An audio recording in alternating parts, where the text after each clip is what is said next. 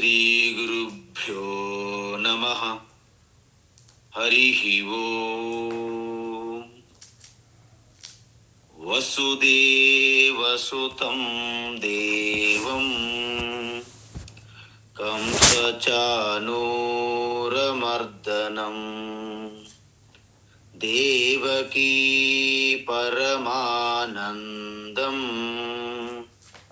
కృష్ణం వందే జగద్గురుం. తీర్త్వా మోహార్ణవం హత్వా రాగద్వేషాదిరాక్షసాన్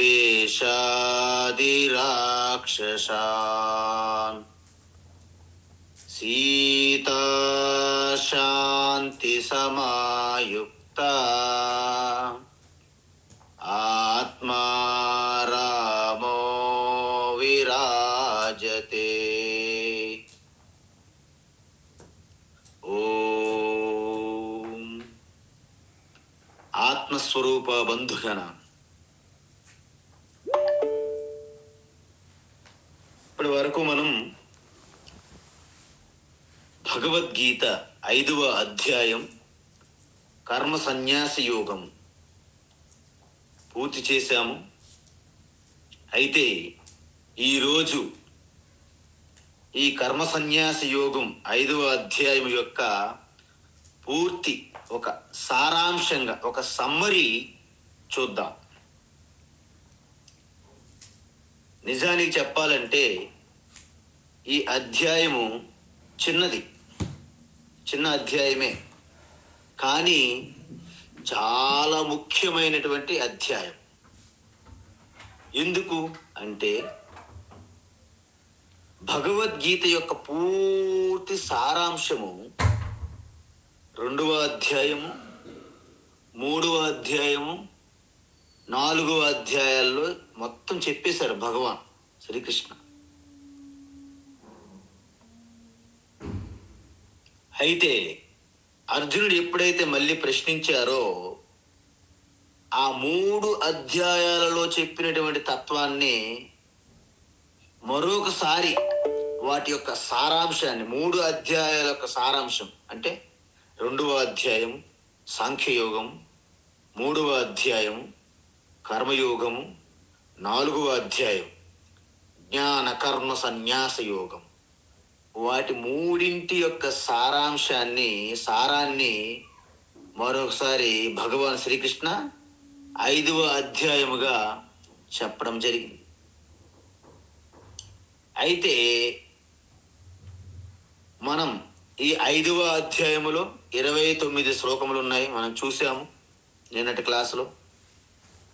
అయితే ఈ 29 శ్లోకములు ఇప్పుడు చెప్పడానికి కుదరదు సారాంశంగా. అయితే మనం ఏం చేయాలి?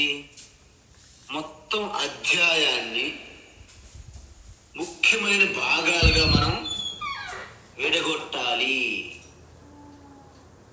ఏంటి ఆ భాగములు అంటే ఒక 4 భాగములుగా బ్రాడ్గా చూసుకుంటే 4 ముఖ్యమైనటువంటి విభాగాలుగా చేయవచ్చు ఈ అధ్యాయాన్ని. మొదటిది నిష్ఠాద్వయం లేదా జీవన విధాన ద్వయం అంటారు.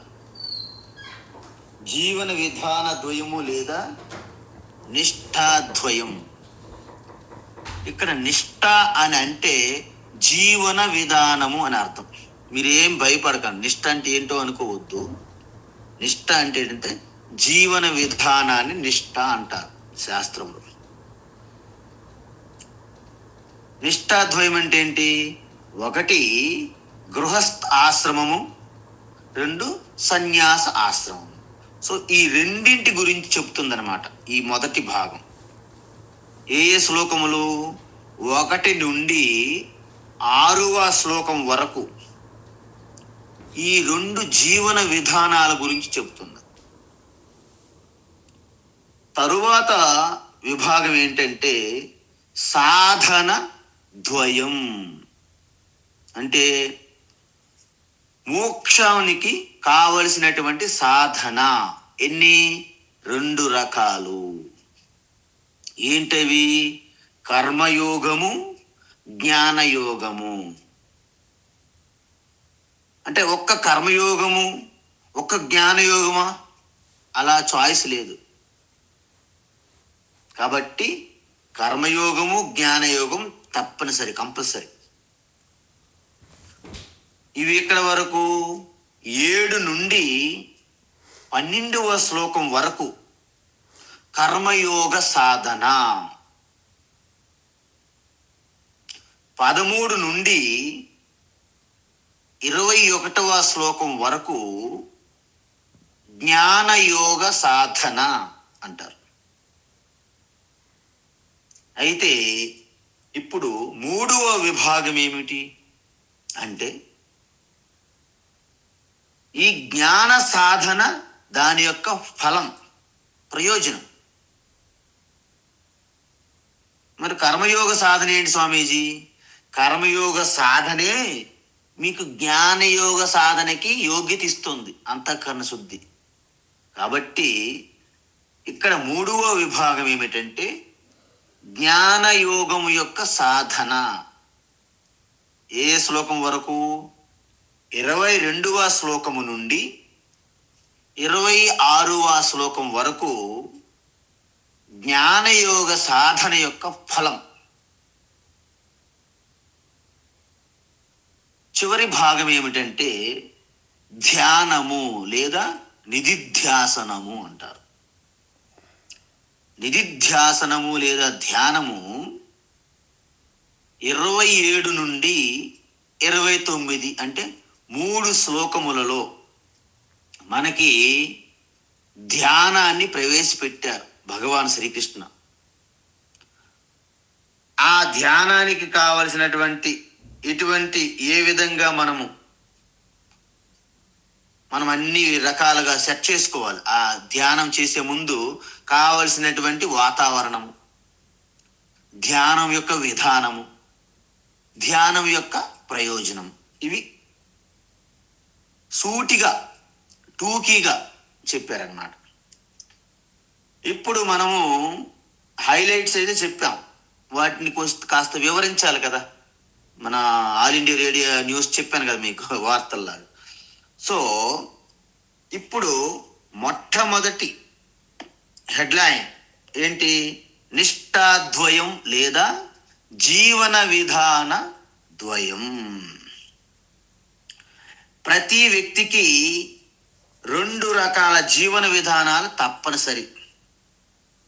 ఏంటవి? ఒకటి గృహస్థాశ్రమం అంటే గృహస్థ జీవనం. 2 సన్యాస జీవనం లేదా సన్యాసాశ్రమం అంటారు. అంటే గృహస్థ అంటే ఏంటి? సమాజములో ఉంటూ అన్ని భోగాలని అనుభవిస్తూ తన యొక్క కర్మయోగం అంటే నిష్కామంగా కర్మలు చేస్తూ ఎవరైతే ఉంటారో వారిని గృహస్థాశ్రమం అంటారు. అంటే పంచమహాయజ్ఞాలన్నీ పాటించాలి. మరి సన్యాసాశ్రమం ఏంటి? సమాజాన్ని, ఆస్తులని, బంధాలని, బాంధవ్యాలని అన్నింటినీ త్యజించి ఏకాంత జీవితాన్ని గడిపేవారిని సన్యాసాశ్రమం అంటారు. అందుకే గృహస్థ జీవన విధానాన్ని ప్రవృత్తి మార్గము అంటారు శాస్త్రంలో. సన్యాసి జీవన విధానాన్ని ఏమంటారు మరి? నివృత్తి మార్గము అంటారు. అయితే వాస్తవానికి వేదములో 4 రకాల జీవన విధానాలు చెప్పింది కదా. మరి శ్రీకృష్ణుడు ఏంటి సొంత సిద్ధాంతమా? కాదు.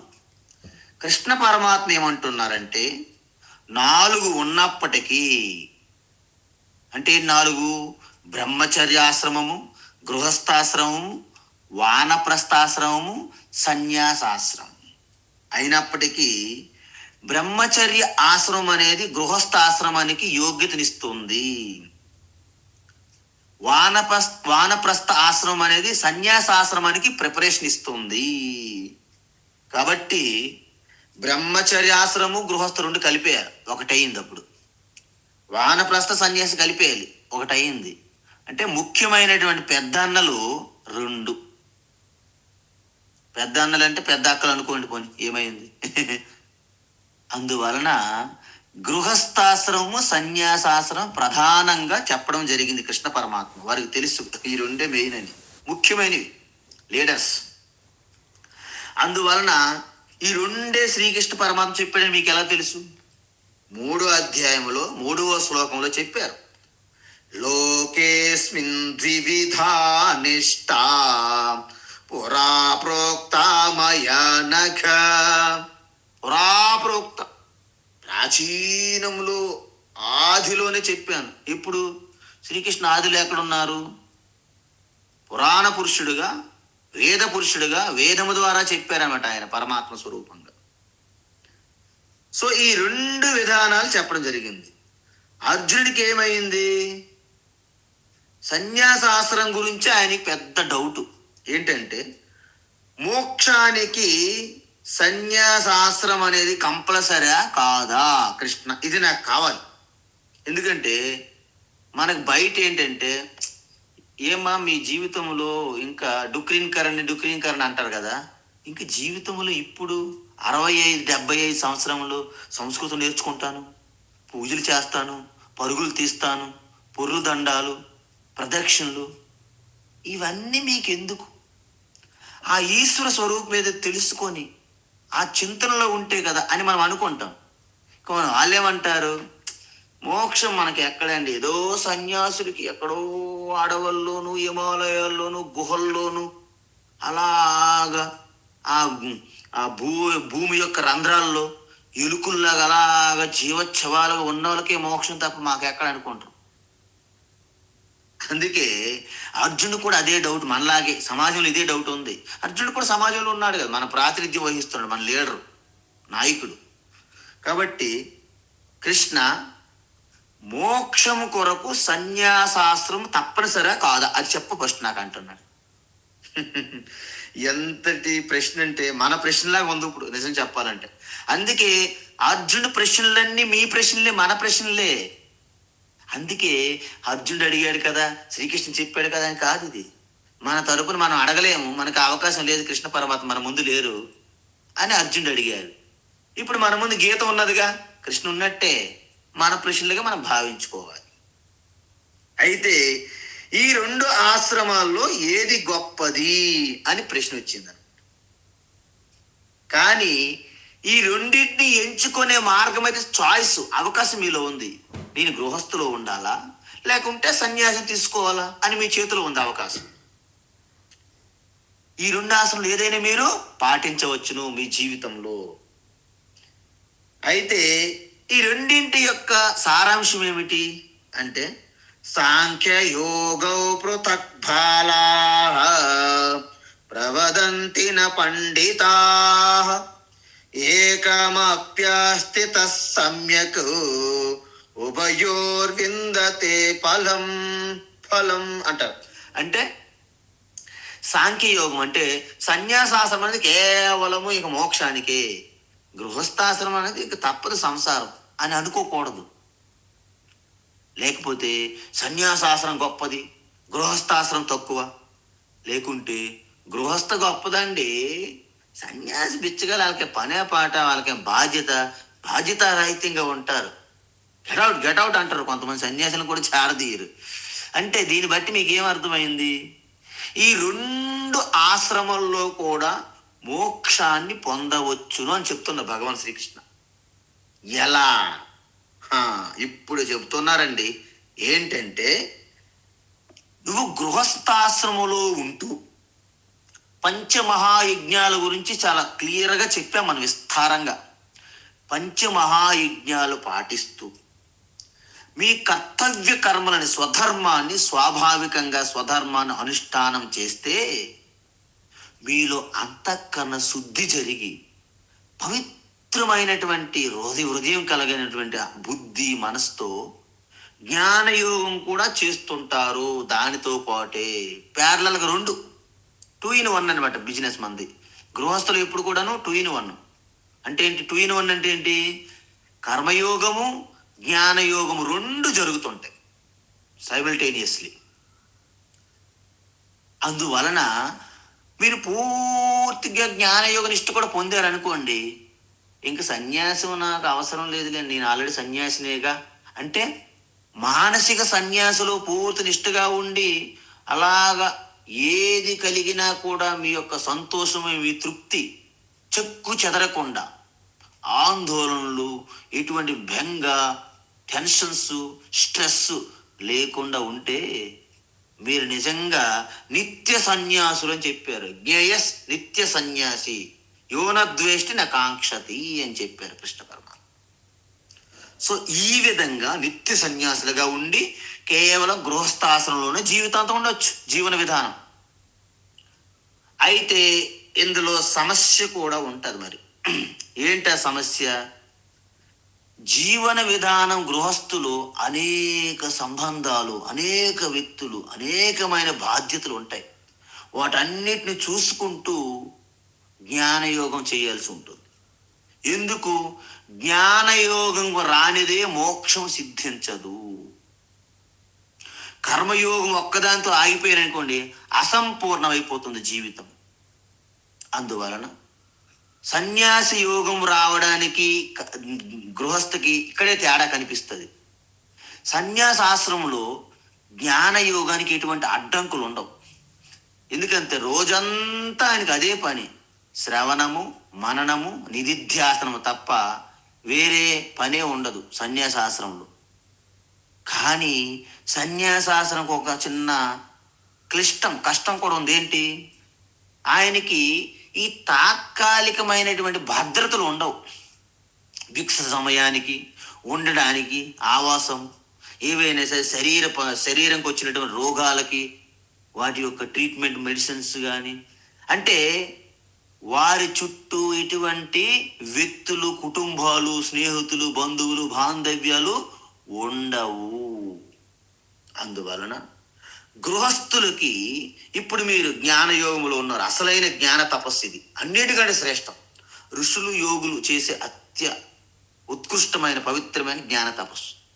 ఇది అయిపోయిన వెంటనే మీకు హ్యాపీగా టిఫిన్లు, కాఫీలు అన్ని రెడీగా పెడతారు. ఒకవేళ పెట్టకపోయినా వాళ్ళు గర్జిస్తారు. మీరు అంటే ఏంటి? మీకు అన్ని చుట్టూ పెట్టడానికి తాత్కాలికమైనటువంటి సదుపాయాలు ఉండడానికి ఉన్నాయి. నేను కూడా మీలాగా టిఫిన్ ఏది, టీ ఏది గర్జిస్తే నా గర్జనలు నాకే ఉంటాయి తప్ప ఎవరు వినేవాడు లేరు ఈ సమాజంలో. కాబట్టి తాత్కాలికమైనటువంటి ఒక భరోసా, ఏదో క్షణికం, తాత్కాలికమే, అది శాశ్వతం కాదు. ఎందుకు ఏమిటని మనం చూస్తాం కూడా. అయితే ఈ తాత్కాలికమైన సదుపాయము, తాత్కాలిక భరోసా, తాత్కాలిక భద్రత గృహస్థుకు ఉంటుంది. తాత్కాలికమే, అది పూర్తయిన భ్రమలో పడిపోతారు, అదే సంసారం అయిపోద్ది లాస్ట్కి. తాత్కాలికమైన భద్రత ఉంటుంది, దాంతోపాటు బాధ్యతలు ఉంటాయి. అందువలన గృహస్థుగా ఉంటూ జ్ఞానయోగం అనే సన్యాసం యొక్క ముఖ్య ప్రధాన కర్తవ్యం అనే జ్ఞానయోగం చేయడం అనేది నది యొక్క ఎదురీత లాంటిది. ఎదురీత కూడా ఈజుతారు చాలామంది, కష్టం. కానీ సో ఈ విధంగా అందుకే తయోస్తు కర్మ సన్యాసాత్ కర్మయోగో విశిష్యతే అన్నారు. అందుకే ఈ రెండు గొప్పవే అయినప్పటికీ అర్జున గృహస్థాసనకి నేను ఓటేస్తున్నాను. శ్రీకృష్ణ పరమాత్మ చూడండి, మీ అందరు మీకే ఓటేస్తున్నారు ఆయన. ఎందుకు? రెండు గొప్పవే. తయోస్తు రెండు మంచివే, తయోహో రెండు. కానీ ఈ రెండింటిలో గృహస్థ జీవన విధానం అనేది చాలా ముఖ్యము, గొప్పది నాకు అనిపిస్తుంది, నా పర్సనల్ ఒపీనియన్ అంటున్న కృష్ణ పరమాత్మ. ఎందుకంటే సన్యాసస్తు మహాబాహో దుఃఖమాప్తుమయోగతః. ఎందుకు అన్నారంటే భగవాన్ శ్రీకృష్ణుడికి కారణం ఉన్నది, బలమైన కారణం. మనస్సు పూర్తిగా సంసిద్ధత లేకుండా సన్యాసం తీసుకున్నారు అనుకోండి, సపోజ్, వాళ్ళు పడిన అవస్థలు, కష్టాలు, బాధలు నేను చెప్పలేను, ఈ జీవితంలో కూడా చెప్పలేను. అంత ఇబ్బందులు పడతారు సన్యాసం తీసుకుని, గాబరగా తీసుకుంటే. అందువలన మీరు నమ్ముతారో నమ్మరో, ఇది ఒక రహస్యం. చాలా మంది సన్యాసులు పరిపక్వత లేకుండా ఎవరైతే సన్యాసం ఎవరినో ఊహించుకొని తీసుకుంటారో ఎంతో మంది జీవితం నిరర్ధకము, వ్యర్థం, క్రాక్ అయిపోయిన వాళ్ళు ఉన్నారు. పిచ్చి పాగల్ పంతి హోగయ. అందువలన సన్యాస ఆశ్రమం అనేది చాలా సింహం మీద పులి మీద స్వారీ లాంటిది, సాహసం దాన్ని కూడుకొని ఉన్నదన్నమాట. అందువలన ఈ రెండు జీవన విధానాలలో ఎంచుకునే అవకాశం ఉంది. అందువలన ఈ రెండు నిష్ఠ జీవన విధానాల గురించి 1 నుండి 6వ శ్లోకం వరకు చెప్పారు భగవాన్ శ్రీకృష్ణ. అయితే రెండవ భాగం ఏమిటి? సాధన ద్వయం. సాధన ద్వయం అంటే ఏంటి? 2 సాధనలు ఉన్నాయి. ఏంటవి? కర్మయోగము సాధన, జ్ఞానయోగము సాధన. అయితే ఆశ్రమం అంటే జీవన విధానములు ఎంచుకునే అవకాశం ఉందని చెప్పాం కదా. మరి సాధన కూడా ఎంచుకోవచ్చా? ఏదో ఒకటి స్వామీజీ. కుదరదు అని స్పష్టంగా ఓపెన్గా చెప్పేశారు వెంటనే. కుదరదు అర్జున. ఎందుకని? ఎందుకంటే జ్ఞానం విషయంలో ఈ రెండింటి యొక్క జ్ఞానయోగము కర్మయోగము అన్నాం కదా, మోక్షానికి ఒకే ఒక మార్గము జ్ఞానము. అయితే మరి చాలా మంది ఏమంటారు, అదేంటండి మీరు ఒకే మార్గం అంటారు, అనేక మార్గాలు ఉన్నాయి కదా, కర్మయోగము, భక్తి యోగము, రాజయోగము, కుండల యోగము, క్రియాయోగము, నాదయోగం, నాదయోగం అంటే ఇలాగ ఎన్ని రకాలు ఉన్నాయి కదా, ఇవన్నీ కూడాను మోక్షమే కదా అంటే మన వేదం ఏమంటుందంటే ఇది తప్పు. నాణ్య పంత అయనాయ విద్యతే అంటుంది. నాణ్య పంత అంటే వేరే మార్గం లేదు, ఒక్కటే మార్గము. ఏంట మార్గము?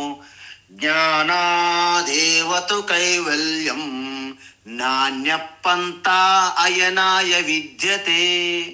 చూసారా, కేవలము ఆత్మజ్ఞానం వలన మాత్రమే మోక్షం తప్ప రెండో మార్గం లేదు. అయితే మరి అనేక మార్గాలు ఉన్నాయని చెప్తున్నారు గురువులు మహాత్ములు. అంటే మనం ఒక దేవాలయానికి వెళ్ళడానికి అనేక మార్గాలు ఉంటాయి, కానీ దేవాలయంలో ప్రవేశించిన తరువాత గర్భగృహలోకి వెళ్ళడానికి ఒకే ఒక మార్గం ఉంటుంది, అది జ్ఞానయోగము. మరి దేవాలయానికి చేరుకోవడానికి అనేక మార్గాలని చెప్పాం కదా, వాటిని కర్మయోగము అంటారు, వాటన్నింటిని కలిపి. అందువలన ఇక్కడ చెప్పినటువంటి కర్మయోగము, భక్తి యోగము, రాజయోగము, కుండల యోగము, క్రియాయోగము, నాదయోగము, ఇంక ఎన్ని యోగాలని చెప్పుకోండి మీరు, వంట యోగము, తిండి యోగము, నడక యోగము, ఎన్ని యోగాలన్నా పర్వాలేదు, అన్ని కూడా కర్మయోగం కిందే వస్తాయి అని చెప్పాడు భగవాన్ శ్రీకృష్ణ. అందువలన వేదము, భగవద్గీత మోక్షానికి అనేక మార్గాలు అనేవి సమర్థించదు, చాలా స్పష్టంగా చెప్పారు కృష్ణ పరమాత్మ. అయితే ప్రతి ఒక్కరు కూడా ఈ రెండు పాటించాల్సిందే. ఏంట రెండు? కర్మయోగము, జ్ఞానయోగం. ఓహో, రెండు ఒకేసారి. అయితే స్వామీజీ రెండు ఒకేసారి పాటించాలా, ఒకదాని తర్వాత మరొకటి పాటించాలా? అయితే కృష్ణ పరమాత్మ ఏమంటున్నారంటే ఒకదాని తర్వాత మరొకటి. ఓహో, అయితే ముందు నేను జ్ఞానయోగం చేసి తర్వాత కర్మయోగం చేయొచ్చా? కుదరదు అంటున్నారు. ఎందుకంటే నేను 10వ తరగతి చదవాలి, డిగ్రీ చదవాలి. ఇక్కడ 2 ఉన్నాయి మనకి సాధనలు. అయితే 2 ఒకదాని తర్వాత ఒకటే చేయాలి కదా. అయితే ముందు నేను డిగ్రీ చదివిన తర్వాత 10వ తరగతి చదవచ్చా? కుదరదు. ఎందుకు? ముందు నేను భోజనం చేసిన తర్వాత వంట వండొచ్చా? కుదరదు. ఎందుకంటే ముందుది చేసిన తర్వాతే వెనుకది చేయడానికి మీకు యోగ్యత వస్తుంది. 10th క్లాస్ అంటే 10వ తరగతి పాస్ అయితే ఇంటర్మీడియట్ డిగ్రీ చదువుతావు. మీరు వంట వండితేనే భోజనం తినగలరు. ముందు తింటాను తర్వాత వండుతాను, ఏ క్యా బాత్. అందువలన ఇక్కడేమంటున్నారంటే ముందుగా కర్మయోగం చెయ్యాలి, అంతఃకరణ శుద్ధి ద్వారా జ్ఞానయోగం చేసి ఆ జ్ఞానయోగ నిష్ఠతో మోక్షం పొందుతారు అని చెప్పారు. అందువలన ప్రతి ఒక్కరూ కర్మయోగం రావాలి, చిత్తశుద్ధి పొందాలి, జ్ఞానయోగానికి రావాలి, జ్ఞానం పొంది మోక్షంలో ఆనంద అనుభూతి చెందాలి అంటుంది. ఇది పూర్తి భగవద్గీత యొక్క బ్రహ్మసూత్రం అన్నమాట. దీన్ని మీరు ఎప్పుడు విడిచిపెట్టకూడదు మీరు. అందువలన అంటే కర్మయోగులు అంటే అసలు శాస్త్రాన్ని చదవద్దని కాదు. మీరందరూ ఇప్పుడు కర్మయోగులే. కర్మయోగులు జ్ఞానయోగులు కూడా. అంటే ఉదయాన్నే మనం అందరము జ్ఞానయోగులము, తర్వాత మన కర్తవ్య కర్మలు చేసుకునేటప్పుడు కర్మయోగులు. చూసారా, ఈ విధంగా ఉంటుంది అనమాట. అంతే తప్ప ముందు జ్ఞానయోగం చేసి పూర్తి చేసిన తర్వాత కర్మయోగం చేస్తానంటే అది ఉల్టా, అది రివర్స్ అంటారు. అయితే ఇంతకీ కర్మయోగం అంటే ఏంటి? కర్మయోగం అంటే మనము ముందే చెప్పాం ఏంటి, ఒక శుద్ధమైన సరైనటువంటి కర్మ, దాని వెనక ఉన్నటువంటి ఉద్దేశం, దృక్పథం, సరైనటువంటి దృక్పథం. మరి సరైన కర్మ అంటే ఏంటి స్వామీజీ? ఎక్కడైనా రాసి ఉన్నారా సరైన కర్మలు ఇవి, చెడు కర్మలు అవి అని రాశారా? లేదు. సరైన కర్మలు అంటే ఏంటంటే సాత్విక కర్మ. సాత్విక కర్మ అంటే నిష్కామ, అంటే స్వార్థము లేని స్వలాభం కోసమే కాకుండా ఏ కర్మలైతే చేస్తామో వాటిని సాత్విక కర్మలు, నిష్కామ కర్మలు అంటారు. అంటే నిష్కామ కర్మల వలన ఎక్కువ సమాజం లబ్ధి పొందుతుంది, లోక కళ్యాణం, జగత్ కళ్యాణం జరుగుతుంది. మరి మరి వేరే కర్మలు ఏంటి? రాజసిక కర్మలు ఉన్నాయి. అవి స్వార్థము, కోరికలతో స్వలాభం కోసం చేసే కర్మలు, తన వ్యక్తిగత స్వార్థం కోసం చేస్తారు ఎక్కువ. అవి అందులో సమాజంకు పెద్దగా ఏమీ ఒరిగేది ఉండదు. ఉదాహరణకి రాజకీయ నాయకులు తేనె పూసిన కత్తి వలె చేపకి గేలం వేస్తున్నప్పుడు ఏదో మాంసం పెట్టినట్టుగా చేపలు ఎలాగైతే పడిపోతాయో అలాగా సేవ చేయడానికి నేను వచ్చాను అంటారనమాట. సేవ చేయడానికి వచ్చాడంట మన పాపం. అంటే ఇప్పుడున్న రాజకీయ నాయకులు, అందులో మహా గొప్ప రాజకీయ నాయకులు ఉండవచ్చునేమో. అందువలన వీళ్ళంతా కూడాను రాజసిక కర్మలు అంటారు. మూడవ రకం ఏంటి? తామసిక కర్మలు, అంటే నిషిద్ధ కర్మలు. తన స్వార్థం కోసం ఎదుటి వారిని హాని చేసైనా ఆ యొక్క ప్రయోజనాన్ని పొందడానికి చూసే ఆ కర్మలని రాజసిక కర్మలు అంటారు. వారికి ఎటువంటి ఆధ్యాత్మిక వృద్ధి జరగదు కాక ఇంకా కిందకి పతన స్థాయికి వెళ్ళిపోతారు అనమాట. అలాంటివి తామసిక కర్మలు.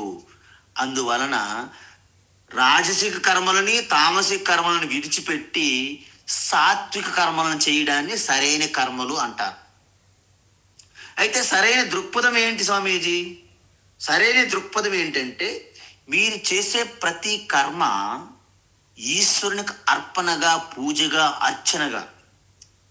శ్రవణం కీర్తనం విష్ణు, స్మరణం పాదసేవనం, అర్చనం వందనం దాస్యం, శక్యమాత్మ నివేదనం. ఆత్మ నివేదనం అనేది లాస్ట్. ప్రతి చేసిన కర్మ కూడా ఈశ్వరార్పణగా చెయ్యాలి. ఎందుకు? మీరు ఒకటి గమనించాలి, ప్రతి ఒక్కరు తామసిక కర్మలు చేసినప్పుడు కూడా ఈశ్వరుని భావిస్తూ చేస్తారు చాలా మంది. ఎందుకు? మన దేశంలో దొంగలు వాటా కూడా ఈశ్వరుడు పెడతారు, మీకు తెలుసా? వాళ్ళే ఎక్కువగా తిరుపతిలోను గట్రా ఎక్కువగా బంగారాలు ఇచ్చింది ఆ దొంగలే, పెద్ద దొంగలే. ఒక మహాభక్తుడు వచ్చి కేజీ బంగారం తిరుపతిలో ఇచ్చాడంట. దాన్ని బట్టి మీరు అర్థం చేసుకోండి ఆయన ఎంత పెద్ద దొంగో పాపం. ఎక్కడ వస్తుంది కేజీ బంగారం ఆయనకి? కాబట్టి దొంగలు కూడా భక్తులు ఉంటారండి, మీకేమి డౌట్ వద్దు. కాబట్టి భగవాన్ శ్రీకృష్ణ ఏమంటున్నారంటే బ్రహ్మణ్యాధాయ కర్మాణి సంగం త్యక్త్వా కరోతి యః లిప్యతే న స పాపేన పద్మపత్రమివాంభస. అద్భుతమైన శ్లోకం ఈ అధ్యాయానికి. ఈ అధ్యాయం గల్లా ఒక శ్లోకం చెప్పండి అంటే మీరు టక్కని ఈ శ్లోకం చెప్పారంటే అహోభాగ్యం, అహోభాగ్యం, సాధు సాధు అంటారు మహాత్ములు కూడా. మీకు అంతటి గొప్పటి శ్లోకం అన్నమాట ఇది. అంటే మీరు చేసిన ప్రతి ఒక్క చేష్ట, మానసికంగా కానీ, మీ మాటల ద్వారా కానీ, మీ చేతల ద్వారా కానీ అన్ని పరమాత్మ పూజా భావంతో చెయ్యండి. అయితే ఈ దృక్పథంలో రెండోది ఉన్నది, ఇంకొకటి ఏంటి? వచ్చినటువంటి ఫలం ప్రయోజనం ఏదైతే ఉందో ప్రతి ఒక్కటి మనం కర్మ చేస్తే ఫలం వస్తుంది. దాన్ని ఈశ్వర ప్రసాద బుద్ధిగా స్వీకరిస్తే దీన్ని అసలైనటువంటి దృక్పథం అంటారు. అంటే ఏంటి? సాత్విక కర్మ ప్లస్ ఈశ్వరార్పణ, ఈశ్వర ప్రసాద బుద్ధి, దీన్ని టూకీగా యథార్థమైనటువంటి కర్మయోగము. చూసారా? కర్మయోగం అని ఎవరు అడిగితే కథల స్టోరీలు చెప్తారు, కానీ అసలైన కర్మయోగం యొక్క సారం ఎవరు చెప్పరు బయట అడిగితే. మీరు అడిగి చూడండి ఒకసారి. కర్మయోగం అంటే ఏంటంటే కర్మయోగము అని అన్ని మొత్తం తపస్సు సాధనలు అంటారు. ఇక్కడ ఎంత స్పష్టం చెప్పారు శ్రీకృష్ణ పరమాత్మ అంటే, కర్మయోగం అంటే సాత్వికమైనటువంటి నిష్కామ కర్మలు, ఈశ్వరార్పణ బుద్ధితో ఆ వచ్చే ప్రయోజనం ఏదైతే ఉందో ఈశ్వర ప్రసాదంగా భావించాలి. దీన్నే కర్మయోగం అంటారు. అందువలన ఈ విధంగా ఎవరైతే కర్మయోగం చేస్తారో వారి యొక్క అంతఃకరణ శుద్ధి అద్భుతంగా జరుగుతుంది. వాటిలో ఉన్నటువంటి మాలిన్యాలన్నీ ఆ యొక్క పరమాత్మ స్వరూపమే మీ నుండి కడిగివేయబడుతున్నది. అయితే దీన్ని మనము ఎంతవరకు చూసాము? 12వ శ్లోకం వరకు కర్మయోగ సాధన గురించి చూసాం. అయితే 2వ సాధన ఏంటి? జ్ఞానయోగ సాధన. అంటే ప్రతి ఒక్కరు వారు సన్యాసి తీసుకొని అనుకోండి, వారు ఇంకా కర్మయోగ నిష్ట లేకపోతే సన్యాసాశ్రములో కూడా కర్మయోగం చేసి తీరాల్సిందే. అంటే గృహస్థ చేసే కర్మయోగానికి సన్యాసి చేసే కర్మయోగానికి తేడా ఉంటుంది. ఎందుకు? వీరి పంచమహాయజ్ఞాలు చేయడానికి వీళ్ళకి ధనధాన్యములు అన్నీ ఉంటాయి, బంధువులు కుటుంబ సభ్యులు అందరూ ఉంటారు. సన్యాసికి ఏమీ లేదు కదా, ఏకి నిరంజన కదా ఆయన. అందువలన ఆయన ఏం చేయాలి? గురు సేవ చెయ్యాలి, ఆశ్రమ సేవ చెయ్యాలి, మొత్తము ఆ యొక్క గ్రంథాలు, ఆ యొక్క పాఠాలన్నీ శ్రవణ మన నిధిధ్యాసనంతో పాటు ప్రతి ఒక్కటి కూడా ఆశ్రమ సేవ చేయాల్సి ఉంటుంది. మరి కర్మయోగం ఎందుకు? ఇంకా జ్ఞానయోగానికి పూర్తి యోగ్యత రాకుండా సన్యాసం తీసుకున్నారు ఆయన. పాప మా జీవితం ఎందుకు? ఎక్కువ సమయం జ్ఞానయోగం చేయడానికి సన్యాసాశ్రమంకి వెళ్ళారు. అందువల్ల అయితే జ్ఞానయోగం అంటే ఏమిటి అని మీకు డౌట్ రావాలి. జ్ఞానయోగం అంటే ముఖ్యం ఏమిటంటే గురు ముఖము ద్వారా ఆ యొక్క వేదాంత భగవద్గీత శ్రవణము. అంటే పూర్తిగా ఆ యొక్క శాస్త్ర తత్వాన్ని వినడాన్ని శ్రవణం అంటారు. విన్న తరువాత ఇంకా మీకు అనేక సంశయాలు, డౌట్లు ఇంక పెరుగుతాయి కొంతమందికి. వాటన్నింటినీ నివృత్తి చేసుకుంటే దానిని మననము అంటారు. అలా మననము చేసుకోవడాన్ని మీ సంశయాలు పోతాయి. తరువాత నిధిధ్యాసనము.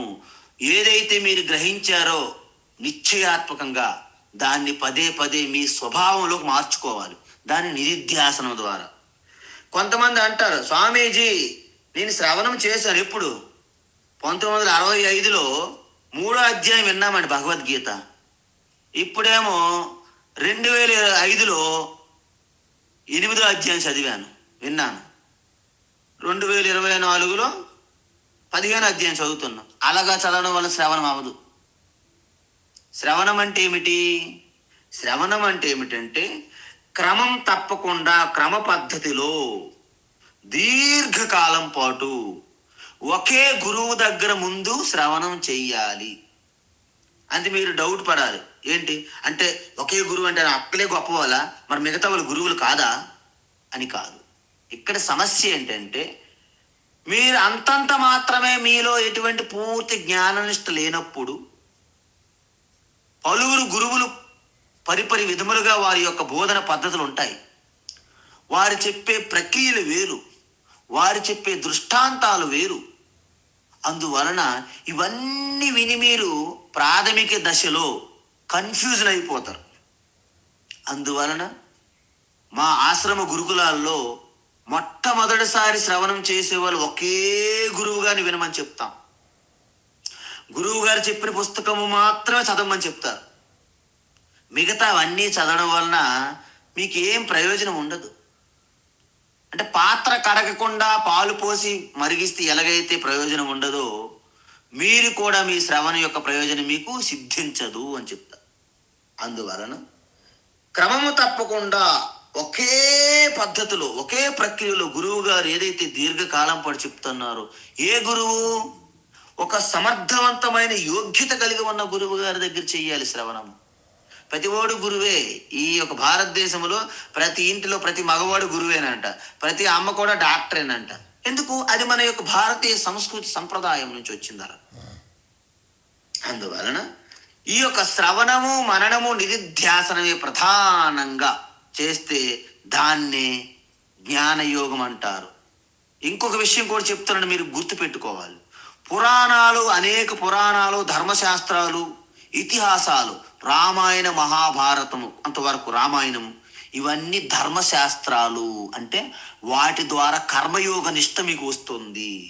అందువలన సాధారణంగా రామాయణం వలన ఆత్మజ్ఞానం రాదు, అది బయటికి చెప్పిందే. ఆధ్యాత్మిక రామాయణం అని ఇంకొకటి ఉన్నది, అంటే యోగ వాసిష్టం, వాటి వలన జ్ఞానయోగం, మోక్షం ఉంది. అది మరి రామాయణం వలన మాకేం ప్రయోజనం? రామాయణం వలన మీరు ధర్మనిష్టలో ఉంటారు.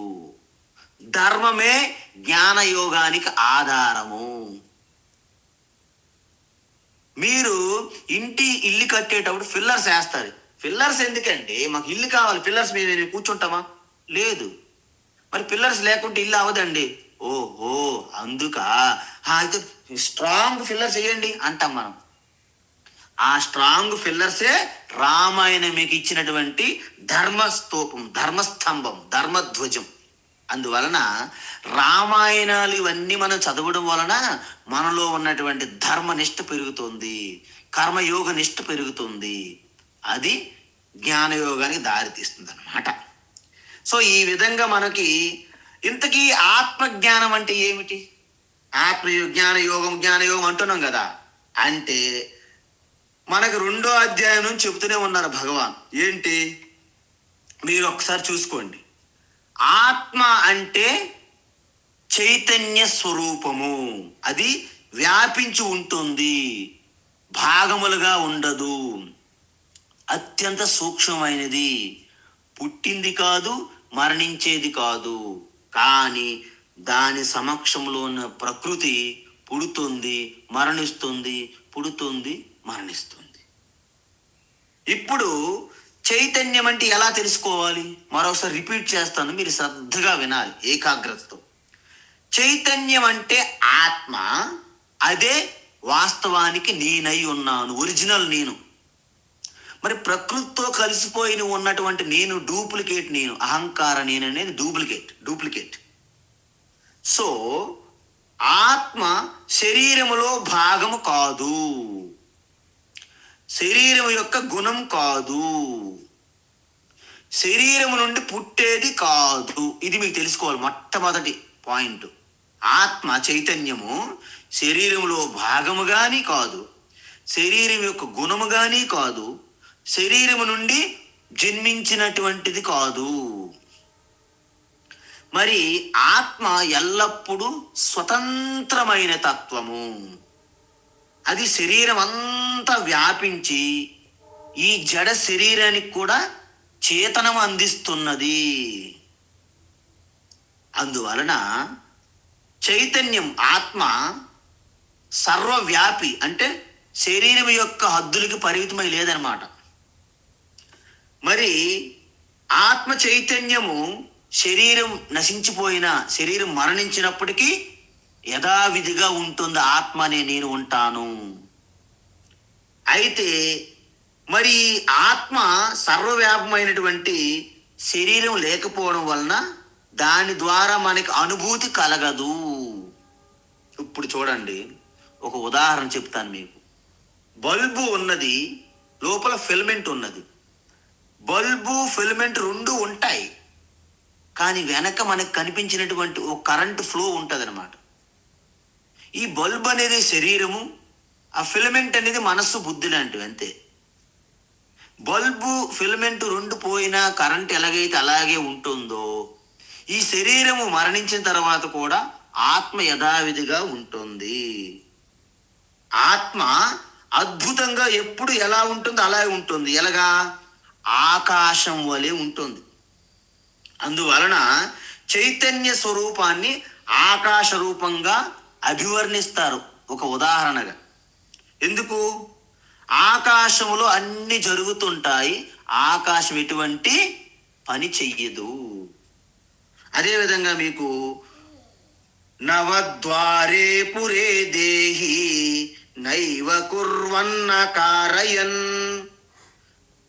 న కర్తృత్వం న కర్మాణి లోకస్య సృజతి ప్రభుః న కర్మఫల సంయోగం స్వభావస్తు ప్రవర్తతే నాదత్తే కస్యచిత్ పాపం నచైవ సుకృతం విభుః.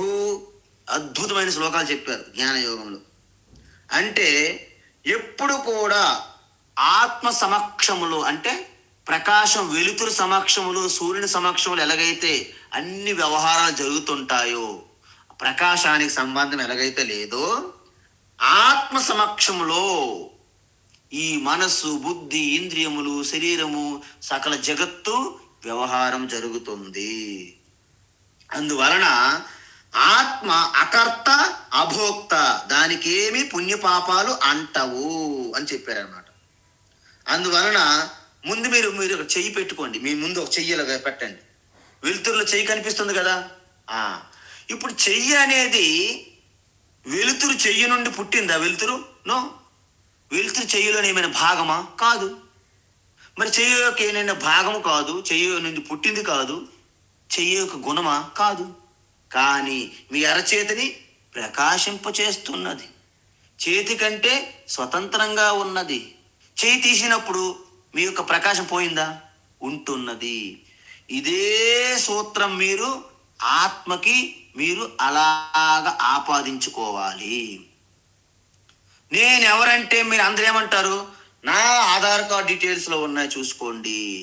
ఈ శరీరం, ఈ వ్యక్తిని నేను 5.5 feet 5.5 అడుగులు 65 kgs వ్యక్తిని ఉన్నాను కదా అని ముందు అంటాం మనం. అయితే ఏమంటుంది? శరీరములో ఆత్మ ఉంది, తర్వాత జ్ఞానం మనకి ఉండేం చేస్తుంది? శరీరానంతని కూడాను చైతన్యవంతంగా చేస్తుంది. శరీరం ఉన్నా లేకపోయినా ఆత్మ ఎల్లప్పుడూ ఉంటుంది ప్రకాశం వలె. ఈ 3 రకాల జ్ఞానం మీరు ఎప్పుడైతే తెలుసుకుంటారో జ్ఞానయోగంలో మీరు ఉన్నారని అర్థం. అందువలన ఎవరైతే ఈ విధంగా నేను శరీరం ఉన్నప్పటికీ ఉంటాను, శరీరం లేనప్పటికీ నేను ఆత్మగా శాశ్వతంగా ఉంటాను. ఎందుకు? నజాయతే నమ్రియతే అని చెప్పారు 2వ అధ్యాయంలో. అప్పుడు ఏమవుతుంది? నేను పూర్తిగా సకల వస్తువుల అణువణువు ఆత్మగా వ్యాపించి ఉన్నాను. కాబట్టి ఈ ఆకారాలు, శరీరాలు ప్రకృతి నుంచి వచ్చాయి, ప్రకృతిలో కలిసిపోతుంటాయి, నాకేవి అంటవు. దీన్నే సమదృష్టి, సమదర్శనం అంటారు. ఈ సమదర్శనం మీకు కలిగితే ఏమవుతుంది? విద్యా వినయ సంపన్నే బ్రాహ్మణే గవిహస్తిని సునిచైవ స్వపాకే చ పండితా సమదర్శినః. ఈ సర్వత్ర సమదర్శనం అప్పుడే మీకు కలుగుతుంది. అంటే మీ ఆత్మస్వరూపతత్వం తెలిసినంత వరకు మీకు సమదర్శనం కలగదు. ఊరికే మనకి స్వతంత్రం వచ్చింది కదా, అందరికీ ఓటు ఇచ్చేయండి అని ఇచ్చేశారు, ప్రజాస్వామ్యం అన్నారు. దానివల్ల మన సనాతన ధర్మానికి కలిగినంత నష్టము ఇంకెక్కడ ఉండదు. ప్రజాస్వామ్యం అనే ఈ సమాజము సనాతన ధర్మానికి గొడ్డలి పోటు అనమాట. చూడండి, అందరికి ఓటు ఒక్కొక్కటి.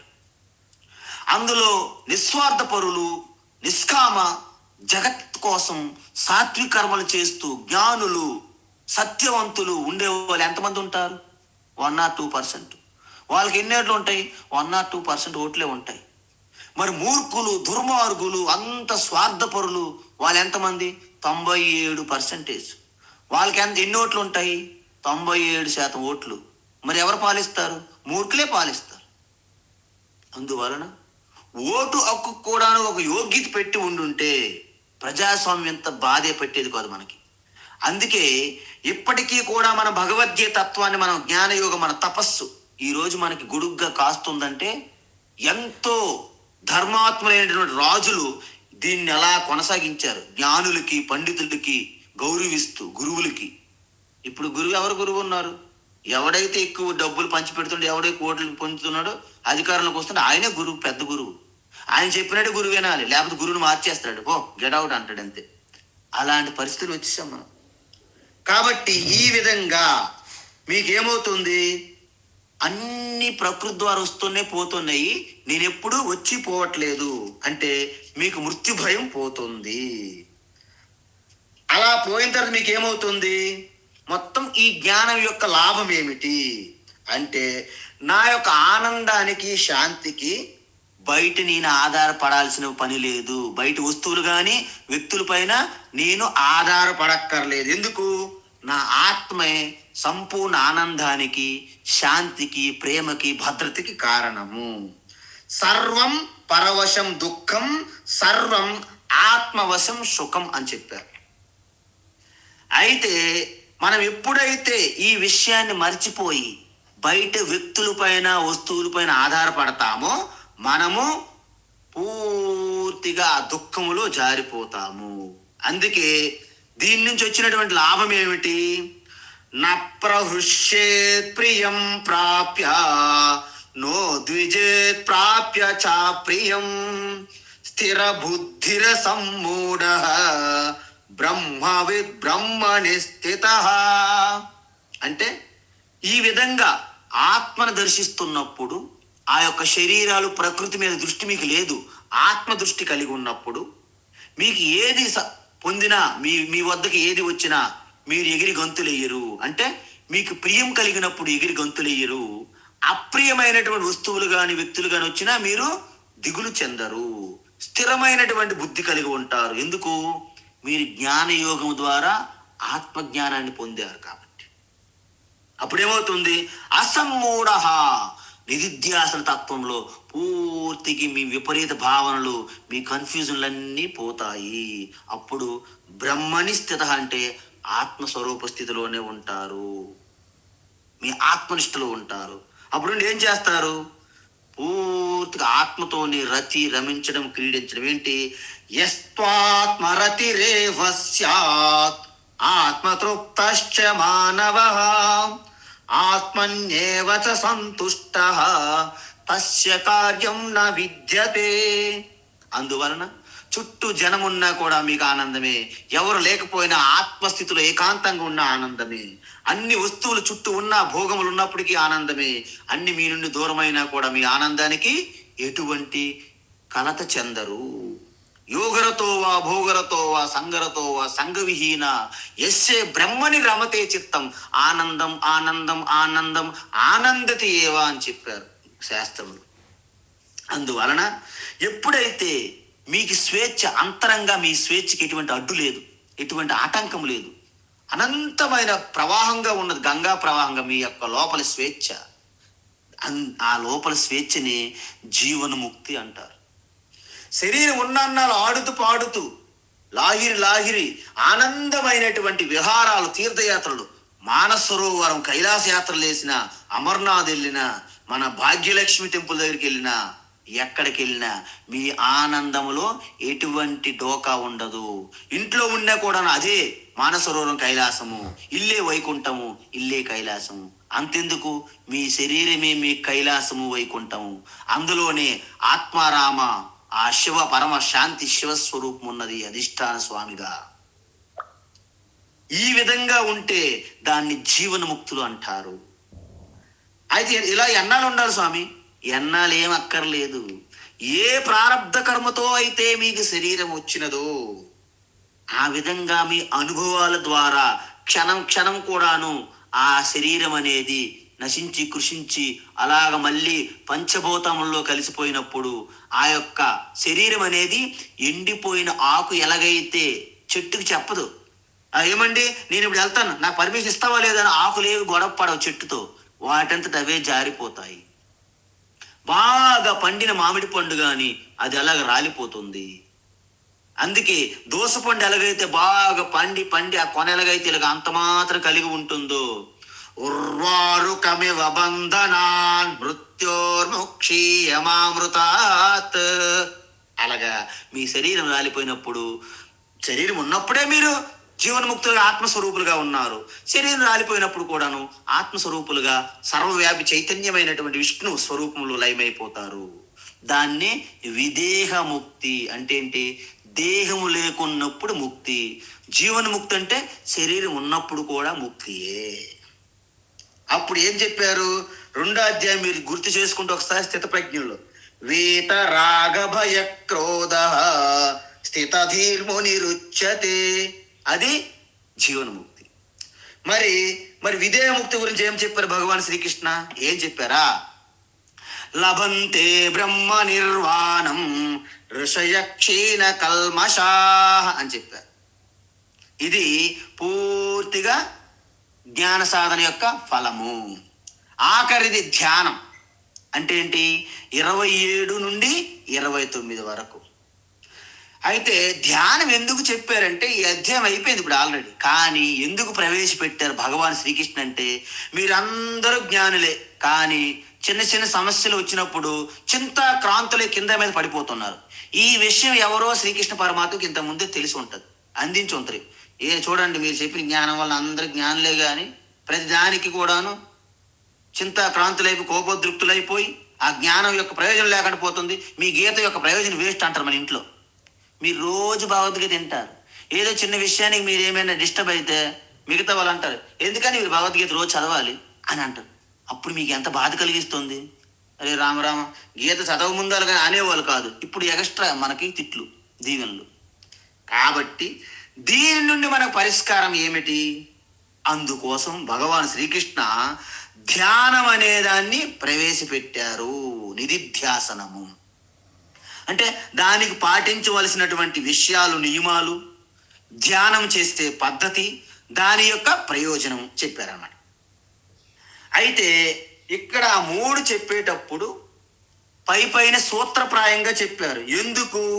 ఎందుకంటే వచ్చే అధ్యాయం అంతా దీని గురించే ఉంది. మొత్తం 6వ అధ్యాయం అంతా ధ్యాన యోగమే. అయితే 2కి ఏం చెప్పారు? మనం ఉదయం చేసాం, స్పర్శాన్ కృత్వా బహిర్బాహ్యాన్ చక్షుశ్చైవాంతరే భ్రువో, అంటే ఎప్పుడైతే ప్రాణాపానం 2 కూడాను ముక్కు యొక్క అంతర్భాగంలో సమం చేస్తూ దృష్టిని కనుబొమల మధ్య నిలిపినప్పుడు మీ ఇంద్రియముల మనసు అన్ని లయమైపోతాయి. అప్పుడు ఏం చేయాలి? పూర్తిగా సకల యజ్ఞాలకి, సకల సృష్టి అంతా అణువణువు వ్యాపించి ఉన్నటువంటి ఆ పరమాత్మ, దాన్ని మీరు నా ఆత్మస్వరూపంగా, సకల ప్రాణుల్లో ఆత్మగా ఉన్న పరమాత్మని చింతన చేస్తూ ఒకే చింతనతో ఉండడాన్ని ఆ పరమశాంతి పొందుతారు. ఆ ఆత్మస్వరూప తత్వాన్ని తెలుసుకొని ఎవరు ధ్యానిస్తారో ఆ పరమశాంతినే పొందుతారు. ఇది పూర్తిగా 5వ అధ్యాయమైనటువంటి కర్మ సన్యాసి యోగం యొక్క సారాంశం.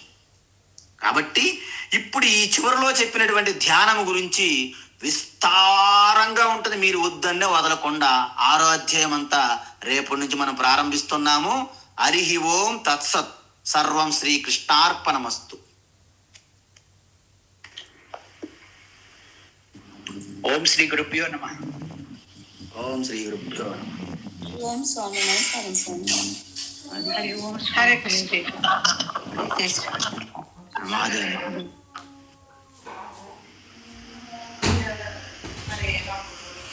హరి ఓం. హరి ఓం.